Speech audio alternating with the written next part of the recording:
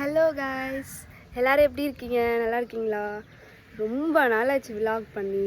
So இன்றைக்கி பண்ணலான்னு plan.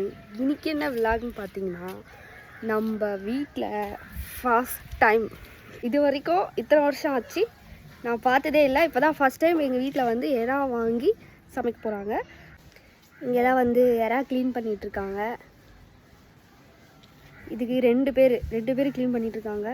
ஆள் பத்தலைன்னு சொல்லி என்ன வேறு கூப்பிட்டுட்டு இருக்காங்க. என் அம்மாவுக்கு எப்படி க்ளீன் பண்ணுறதுனே தெரியல. ஏதோ வீடியோ பார்த்து யூடியூப் பார்த்து க்ளீன் பண்ணிகிட்ருக்காங்க. ஸோ எங்கள் வீட்டில் பார்த்தீங்கன்னா இதுதான் வந்து ஃபஸ்ட் டைமு. இத்தனை வருஷமாக நான் பார்க்குறேன், இந்த எறான்ற ஒரு விஷயமே எங்கள் வீட்டில் வந்து பண்ணதே கிடையாது.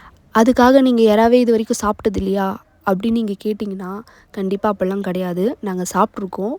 எங்கள் ரிலேஷன் வீட்டுக்கு போகும்போது சாப்பிட்ருக்கோம், ஹோட்டலில் வாங்கி சாப்பிட்ருக்கோம். பட் வீட்டில் வாங்கி சமைக்கிறதுன்னு பார்த்தா இதுதான் ஃபஸ்ட் டைமு. பொதுவாக எங்கள் ஊரில் பார்த்திங்கன்னா ஃப்ரெஷ்ஷாக சீ ஃபுட்டு கிடைக்கிறதுன்றது ரொம்பவே கஷ்டம். இங்கெல்லாம் வந்து 1 வீக்கு 10 டேஸு அதுக்கு மேலெலாம் கூட ஐஸில் வச்சு விற்பாங்க. ஸோ அந்த மாதிரி வாங்கி சாப்பிட்றதுக்கு எங்களுக்கு அவ்வளோ இன்ட்ரெஸ்ட்டும் கிடையாது. அது ஃப்ரெஷ்ஷாகவும் இருக்காது.